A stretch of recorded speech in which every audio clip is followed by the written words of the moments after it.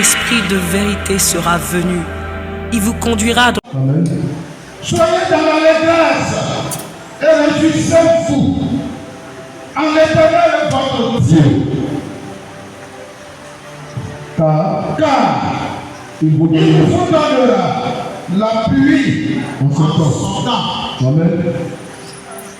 Certainement, bien-aimé, que tu attends des choses qui tardent à venir. C'est ça. Et comme ça ne vient pas, le découragement te gagne. Tu es désespéré.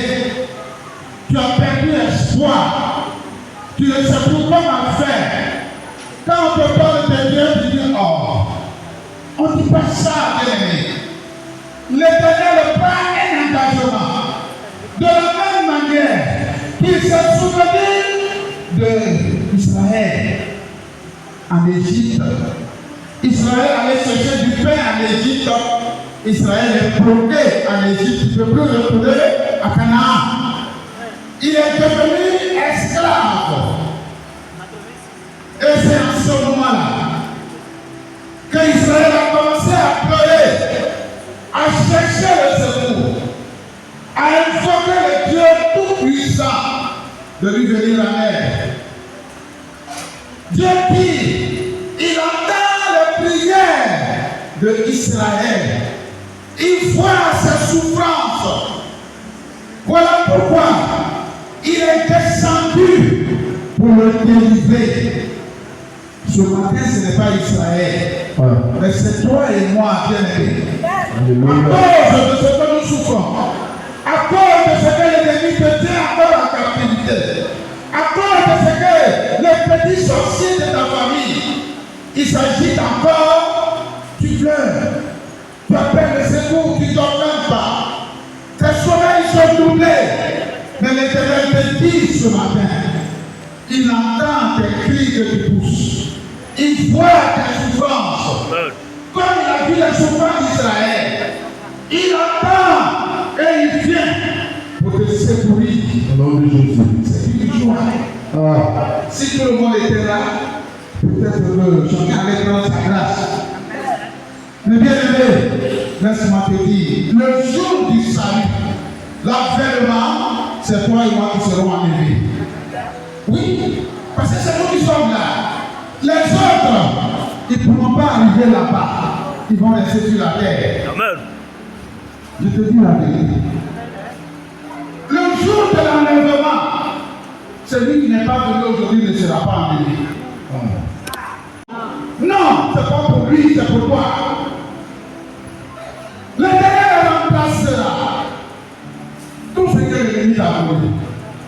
Parce qu'il dit à cause de ton comportement, à cause de ce dont tu ne lui donnes pas la gloire, à cause de ce dont tu n'as pas le temps pour lui, tu ne prends même pas un peu de temps pour t'asseoir, pour dire à Dieu, Seigneur, voici ma fille, aide-moi, comment je vais faire?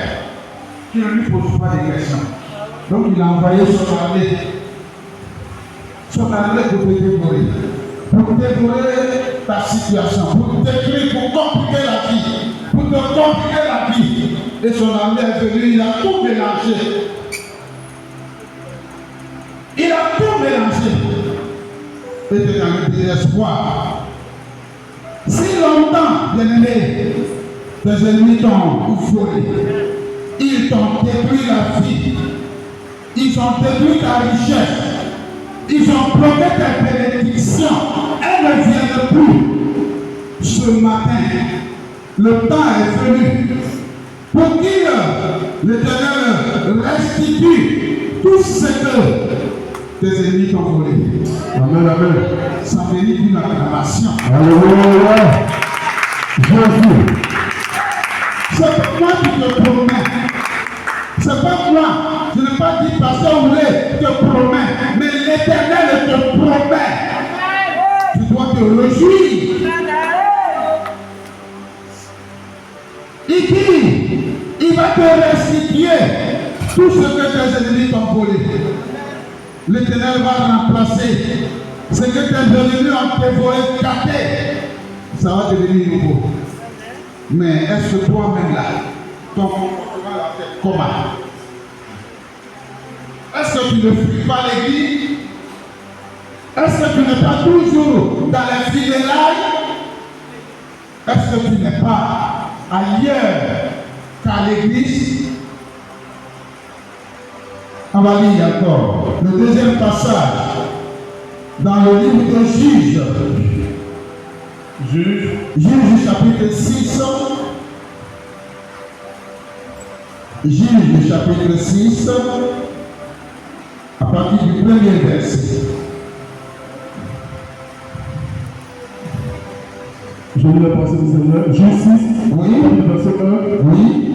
Les enfants d'Israël firent ce qui déplaît à l'Éternel. Et l'Éternel les livra entre les mains du mendiant Oui. pendant 7 ans. Pendant 7 ans. Fortifiés. Oui. Quand Israël avait semé, mendiant montait avec Amalek Oui. et les fils de l'Orient. Oui. Et ils marchaient contre lui. Et il marchait contre lui. Ils campaient en face de lui. Il campait en face de lui. Détruisaient la production Oui. du pays jusque vers Gaza. Oui. Et ne laissaient en Israël Il ne laissait en Israël ni vivre, ni vivre, ni brebis, ni brebis, ni bœuf, ni bœuf, ni âne. ni âne. Car Car ils montaient ils montaient avec leurs troupeaux avec leur troupeau et leurs tentes. et leurs tentes. Ils arrivaient comme une multitude Ils arrivaient d'abord une multitude de sauterelles. de sauterelles. Ils étaient innombrables. Oui. Et les chameaux. Ils venaient dans le pays Ils venaient dans le pays pour le ravager. pour le ravager. Israël fut très malheureux. Israël fut très Malheureux à cause de l'Orient. à cause de mendiants. Les enfants d'Israël crièrent. Et les enfants d'Israël crièrent à l'Éternel. Lorsque les enfants d'Israël crièrent à l'Éternel Oui. au sujet du Midian, l'Éternel envoya un prophète L'Éternel envoya un prophète aux enfants d'Israël. aux enfants d'Israël.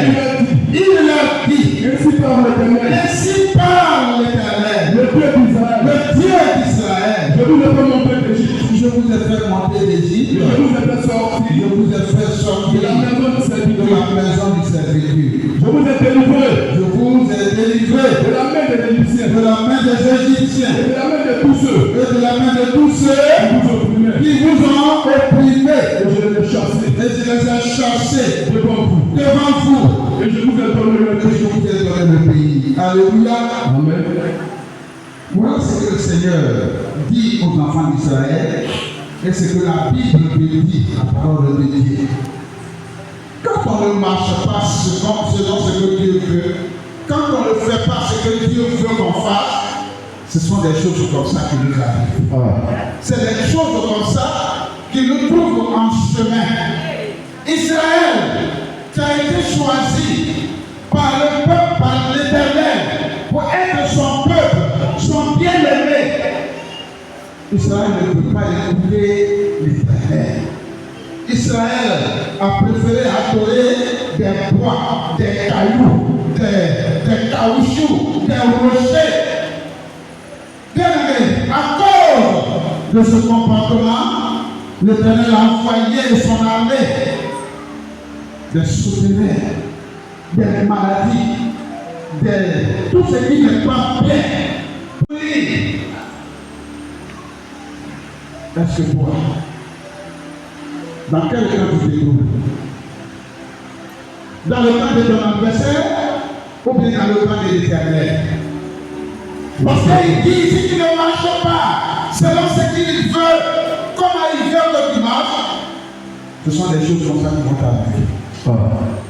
Ce sont des choses comme ça qui vont t'arriver.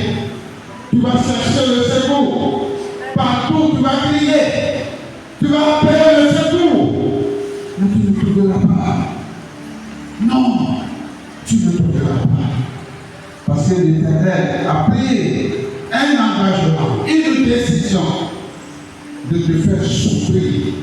Il a enlevé sa main sur toi. Il est là, il te regarde. Il ordonne les sauterelles, tes ennemis, de t'attaquer parce que ta marche ne lui plaît pas. Change de comportement. Tu attends quoi? Le jour où tu vas mourir en fin veillée, c'est ça qu'attend.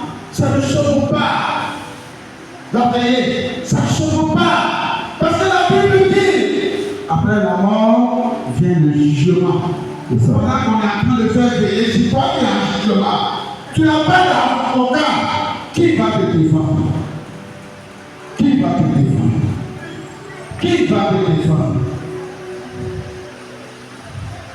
C'est lui, quand tu as réveillé, c'est lui qui va te juger.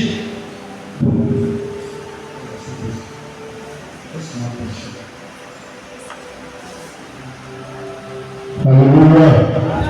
Attends Dieu pour cette parole. Attends Dieu. Alléluia.